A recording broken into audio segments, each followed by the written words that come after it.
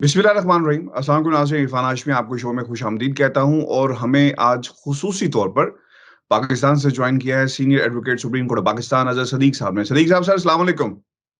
वालेकुम अस्सलाम इरफान साहब, आपने बड़ी धूम मचाई हुई है भाई। वो जो फोरेंसिक का आपने तिया पांचा कर दिया है, वो तो आपने छुपने की जगह ही नहीं दी यार। अंसार अब्बासी जो बड़ी भड़के मार रहा था, वो भी बैकफुट पे चला गया। अहमद नूरानी को समझ ही कोई नहीं आ रहा था। वो उसी फोरेंसिक को डिफेंड करते फिर रहा है। वैसे यार क्रेडिट टू इरफान साहब, one must I am proud of you man.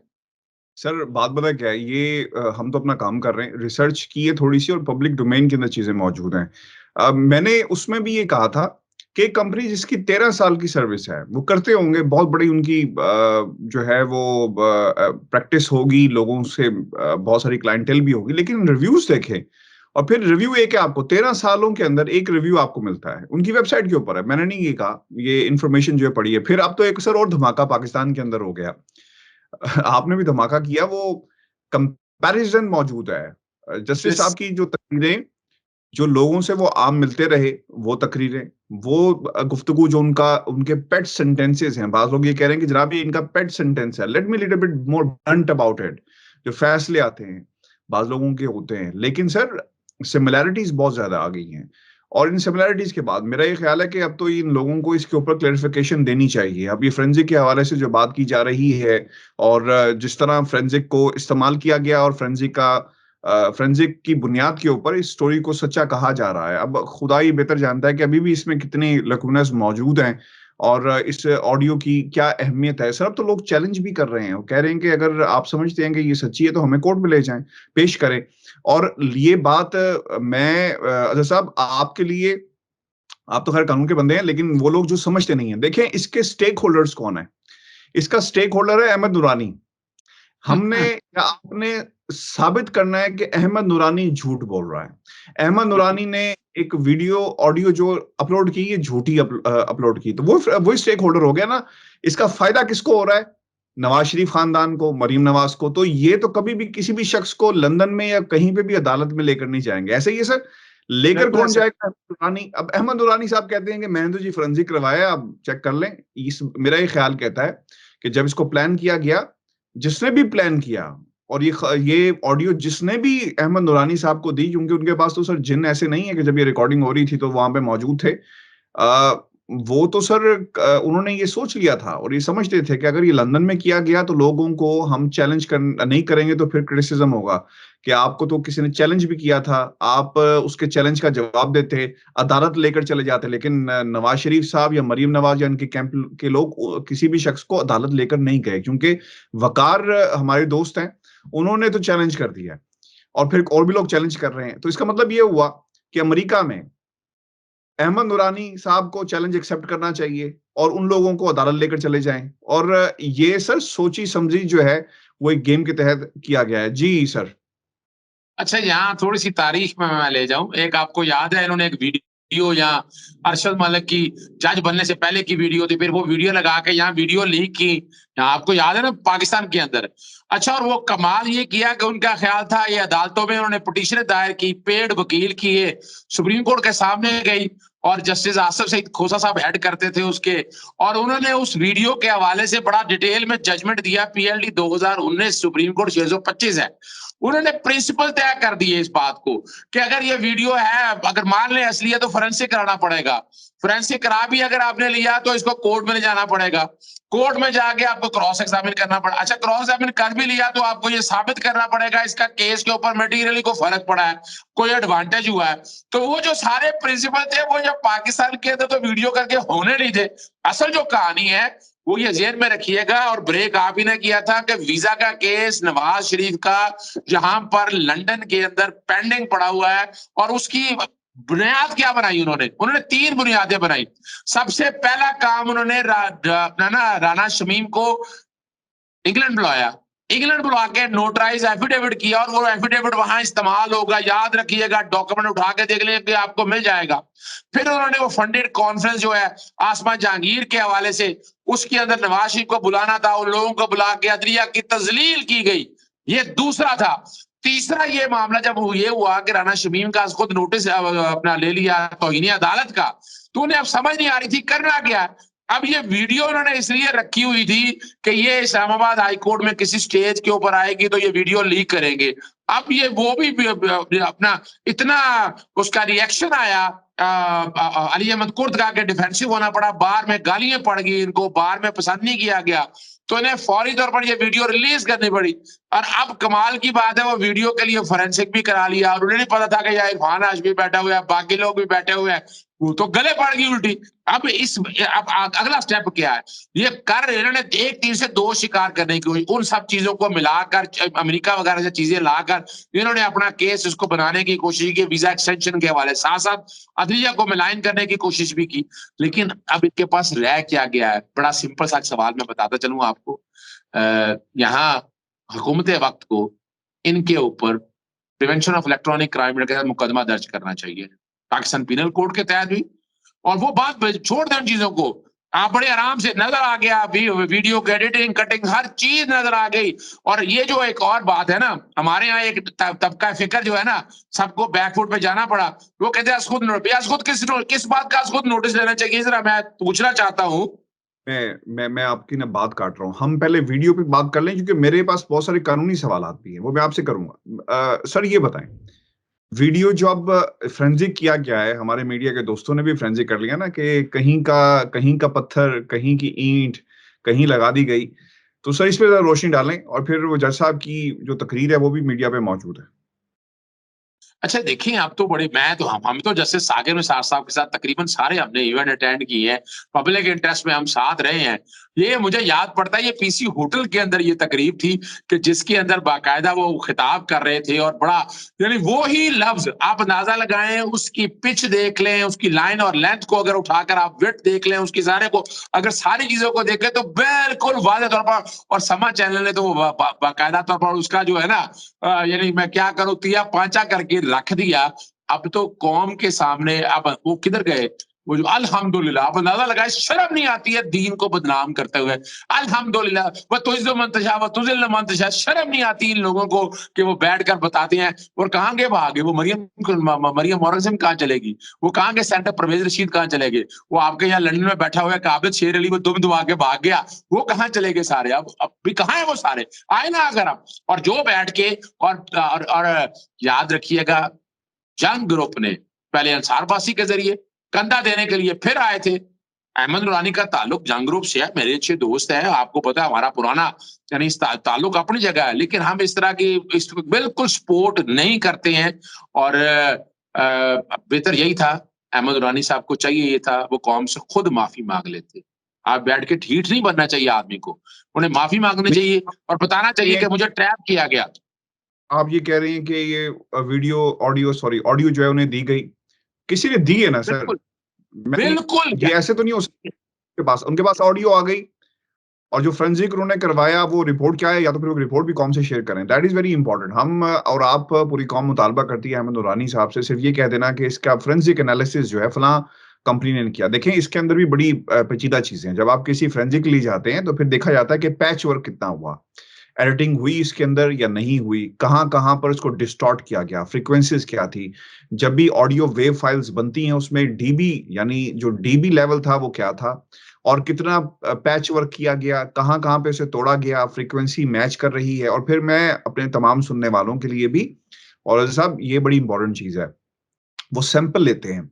Original audio का, जिस शख्स की वो ऑडियो हो और उसकी बुनियाद के ऊपर से चेक किया जाता है। अब इन्होंने किस किस्म की फोरेंसिक करवाई है, ये बड़ा इंपॉर्टेंट सवाल है। क्या उन्होंने फोरेंसिक वालों को ये कहा था कि आपने सिर्फ मुझे ये बताना है कि ये ऑडियो एडिट शुदा तो नहीं है, किसी ने एडिट तो नहीं की, या इसको चेक किया गया? अच्छा, अब इसमें एक और भी बड़ी इंपॉर्टेंट बात है, मैं किसी पे इल्ज़ाम नहीं लगा रहा, ऐसे जो है वो माई के लाल मौजूद हैं दुनिया में, जो ऐसा ज़बरदस्त किस्म का पैच वर्क कर देते हैं कि उसे कोई डिनाई नहीं कर सकता। अब हमें ये भी देखना होगा कि जो फोरेंसिक एक्सपर्ट्स हैं, इनकी अपनी क्रेडिबिलिटी अमेरिका में क्या है? इसको कैसे रेट किया जाता है? रिव्यू सेक्शन में मैंने भी जाकर देखा, मुझे सिर्फ़ एक रिव्यू मिला। तो ये सब चीज़ें बड़ी इम्पोर्टेंट हैं। आपको लगता है कि अहमद नूरानी साहब जो हम मुतालबा कर रहे हैं, उस पे पूरा उतरते हुए कौम के साथ वो फोरेंसिक रिपोर्ट जो है मिनवन पेश करेंगे?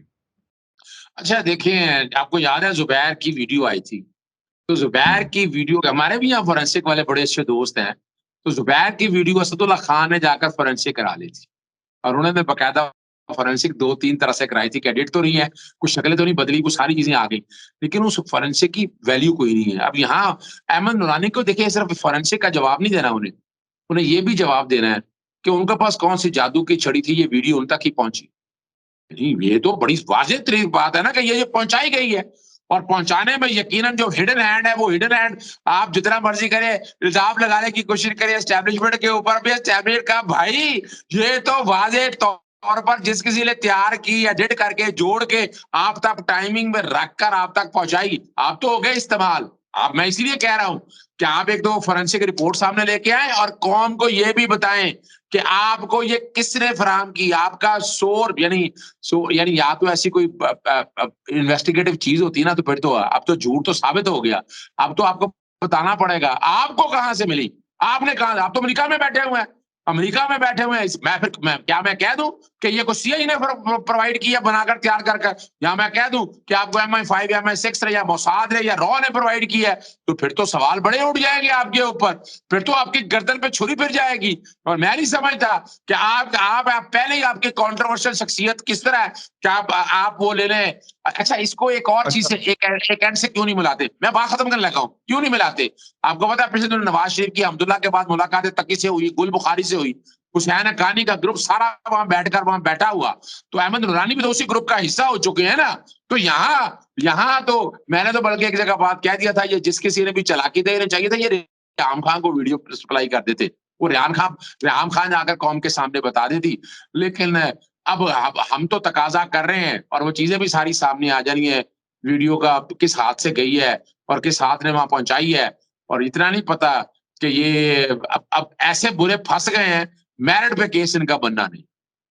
अच्छा, ये हमारे दोस्त हैं इमरान खान, उन्होंने भी इसको ट्वीट किया है और समा की जो रिपोर्ट थी, दोनों कंपैरिजन, एक कंपैरेटिव एनालिसिस जो है उसके ऊपर लिखा कि remarkable work done by Saba, let's see what Ahmad Noorani says. उसकी ट्वीट को रीट्वीट किया है, अंसार अब्बासी की तरफ से एक ट्वीट की गई, उसे रीट्वीट किया गया। And what about Ahmed Noorani's work for Sharif, ये सवालिया निशान उन्होंने वहां पर लिख दिया। अच्छा, अब इसमें उमर चीमा साहब ने भी कहा कि अंसार अब्बासी साहब, आपकी शरीयत में जालसाजी करने की क्या सजा है? और आपके मातहत काम करने वाले उमर चीमा और नूरानी अगर करप्ट सियासतदानों के आलाकार बनकर अदालतों और जजेस पर झूठ बांधे तो इसकी क्या सजा है? क्योंकि वो ऑब्वियसली एक स्कूल ऑफ थॉट से उनका ताल्लुक है, सबका होना चाहिए, बिल्कुल ठीक है, वो करते हैं। लेकिन ये सर, ये अंसार अब्बासी साहब ने जो अपनी ट्वीट की है और ऑब्वियसली कोलीग्स हैं वो, अच्छा, इस पे अहमद नूरानी का भी रिएक्शन है, किसी भी ताज़ा बयान को लेके मुख्तलिफ अल्फाज को माजी के बयानात में ढूंढा जा सकता है। मैंने ऑडियो छुपा कर नहीं रखी, बाकायदा जारी की है। वक़्त ज़ाया करने के बजाय असल तरीका ये होगा कि मेरी ऑडियो का फोरेंसिक करवाकर इसे गलत साबित कर दिया जाए। मैंने एक बड़े इदारे की फोरेंसिक रिपोर्ट बाकायदा जारी की है और फोरेंसिक रिपोर्ट तो सर हमारे पास तो नहीं है कि उसमें उन्होंने क्या लिखा, सिर्फ़ ये कहा गया है। लेकिन अब आपने ले ये लिया, है, अब सवाल ये है। रिव्यू दे दिया ना, आपने उस इदारे का तिया बाजा का कौन सा बड़ा इदारा है? आपने तो अगर देखा जाए उस इदारे की क्रेडिबिलिटी और इदारे का यानी इदारा कौन सा, एक प्राइवेट इन्वेस्टिगेटिव जो करने फोरेंसिक करने वाले, उनकी हैसियत क्या है, क्या कानून, या तो कहें कि आपने गवर्नमेंट ऑफ पंजाब का फोरेंसिक का इदारा मौजूद है यहाँ पर, बहुत बड़ा इदारा बना हुआ है यहाँ पंजाब के अंदर, आपने वहां भेजा था, वहां से करा लेते आप, और कोई रोका था आपको किसी ने? सर हम करवाएँ, वो असद को कहते हैं कि जाके फोरेंसिक करवा के आए इसका। नहीं, आई मेरा थिंक ज्यादा ख्याल है, मैं अभी इस प्रोग्राम के जरिए भी मैं असद को कहता हूँ कि फोरेंसिक वो भी करा के और वो सारी चीजें सामने लेके उसे कहेंगे भी। हाँ, और why don't you just go yourself as well as a private, कि जनाब ये चेक करके बताएँ। बिल्कुल बिल्कुल बिल्कुल, आप आपके प्रोग्राम में ये बात करते हैं, मैं उनके साथ मैनेज करके इसका फोरेंसिक करा के आप भी सामने ले आएंगे, ये ले फोरेंसिक, और फोरेंसिक में वो सारा आ जाएगा, जो टोटे लगाए हुए हैं, जो चीजें जोड़ी हुई है। और वो अच्छा, और कमाल की बात है, आपने आपने तो, वो आपके यहाँ भी एक बैठता है नासिर भट्ट, वो नासिर भट्ट है आपके यहाँ भी, अच्छा वो भी बड़ा अच्छा, यानी वो दादा लगाए यार, खुदारा तुम इसके पिए हो, कुछ चपड़ासी हो यहाँ पर या किसी में जो तुम काम कर रहे हो यहाँ पर, खुदारा इंसान बनो भाई, आप कौम के सामने सच रखें। आपका डाटा मैं एक बार बता दूं, मैंने नासिर भट्ट का मैंने डाटा निकाल लिया जिसमें अब स्कॉन्डर है, मैंने पुलिस वालों से डाटा मंगवा लिया है, और वो मैं डाटा शेयर कर दूंगा आपके साथ। अच्छा चलें, ये बात आप कर रहे हैं, इसके ऊपर हम अलग से इंशाल्लाह रखेंगे। लेकिन सर एक सवाल ये है कि केसेस आपने, चलें हम मान लेते हैं एक लम्हे के लिए कि ये ऑडियो सही है। ये बातें हुई, इन्फ्लुएंस हुई, अदालतों ने फैसले कर दिए गए। आप अब चले जाएँ अदालतों के सामने सबूत लेकर, आप अपना केस अब लड़ लें। अपीलों में आप उड़ा कर रख दें। आप कहें कि जनाब आप ये बात ना करें कि किसने ऑडियो निकाली, किसने वीडियो निकाली, कौन शामिल था, कैसे, क्या-क्या होता रहा। आप जाएँ जज साहिबान के सामने, पेश हो जाएँ, बाकायदा रेगुलर केस की हियरिंग करें। जिस जिस तरह की आपको जल्दी पड़ी हुई है ना कि पाकिस्तान में इलेक्शन होंगे तो हमारा नाम, ये जो तलवार लटक रही है, इसको हटाया जा सके नाअहली की, और हम भी इस कौमी धारे में, ये सियासत के धारे में शामिल हो सकें, और पार्लियामेंट तक जो आपकी पहुँचने की एक स्ट्रैटेजी है, ठीक है, बिल्कुल होनी चाहिए। तो why not start this case afresh? अपीलें सर मौजूद है ना, आप जाकर अपना केस लड़ लें, क्यों नहीं लड़ा जा रहा? अच्छा, अपना इरफान, आपको याद होगा कैबन फील्ड की तारीखी बात मैं बताता चलूं। कैबन फील्ड को 7 जुलाई 2018 को फैसला हुआ। 25 जुलाई 2018 को इलेक्शन थे। गिलगित बल्तिस्तान का जो दौरा था वो 17 जुलाई 2018 को था, साकिर निसार साहब का। सस्पेंशन की अपीलें साला साल लग जाती हैं, तब जाके बारी आती है। तो ये झूठ, तो ये सारा बड़ी क्लैरिटी के साथ आ गया। अच्छा, इसकी सस्पेंड हो गई है। सस्पेंड होने के बाद फिर अल अजीजिया आया। अल अजीजिया के मेरिट पे जमानत वापस ले ली और मेडिकल ग्राउंड पे बेवकूफ बनाते रहे। नहीं, अगर आप हकायक देखें, आपके सामने मैंने कई दफा जिक्र किया है कि मियां मोहम्मद शरीफ ने 1998-89 में इनकम टैक्स रिटर्न में 9,36,211, 9,36,000 कह रहा हूँ, 2,211, 9 लाख रुपया। मैं तो 9 अरब नहीं कह रहा, ना मैं 9 करोड़ कह रहा हूँ, ना मैं 90 लाख कह रहा हूँ। इतनी इनकी औकात थी, और उन्हीं दौर के अंदर अरबों रुपए की आप जायदादा ले रहे हैं। आपके पास तो सोर्स है कोई नहीं, आपने वो भी मान लिया। आपको ऐसा लगता है कि मरियम को शायद अदालतों से रिलीफ मिल जाए, क्योंकि लास्ट हियरिंग के अंदर जो जो गुफ्तगू और जो रिमार्क्स पास किए बड़े स्ट्रांग थे कि आप 2012 में मलकियत किसकी थी और 2018 में किसकी थी। मैं इसलिए ये बात कर रहा हूँ क्योंकि इसको बाकायदा कोर्ट किया जा रहा है, और इस बुनियाद के ऊपर लोग ये कह रहे हैं कि जी अब ठंडी हवाएं जो है वो आना शुरू होगी, और फिर ये भी हो कि मरियम को रिलीफ मिल जाए। पाकिस्तान की अमली सियासत में जाने के लिए रिलीफ मिलेगा। ऑब्वियसली अल्टीमेटली तो सियासत में ही जाना है उन्होंने, सियासत तो खैर वो भी कर रही है, लेकिन पार्लियामेंट इलेक्शन लड़ने का रास्ता उनका हमवार हो जाएगा, और नवाज शरीफ साहब को सजा जो है उनकी उसी तरह कायम रहे। तो ये इसलिए ये जो है वो काम किया जा रहा है कि नवाज शरीफ को सजा हो गई तो तब भी इन्हें कबूल नहीं है, तो लिहाजा इसको अंगेज रखा जाए। अच्छा देखें, एक बात तो है, मुस्लिम लीग नून के अंदर आज से 6 महीने पहले जब ये मामला चल रहे थे, जब एब्सकॉन्डेड डिक्लेयर हुआ था, तो उनके करीब यही कह रहे थे कि चीज़ें मैनेज हो गई हैं।